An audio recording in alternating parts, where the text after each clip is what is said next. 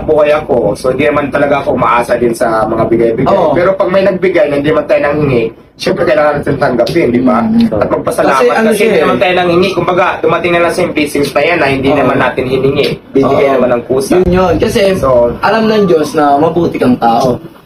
Yung iba dyan, sige, maraming nagtitindang pares sa mga kalsada. Pero bakit mas binless ka ni Lord? Kasi isa lang ibig sabihin nun, sa kang totoong tao. yes, kasi naniwala Diba? talaga kapag ang swerte dumating sa'yo, dating talaga darating yan para sa'yo. Kasi ako naman, di ba, ang haba na din ng labang ko na makahirapan sa buhay. Hindi ako sumuko. So, sabi ko nga, ang swerte pag dumating sa'yo, bigla lang dumarating. Ang importante dito is huwag kang sumuko sa amo ng buhay.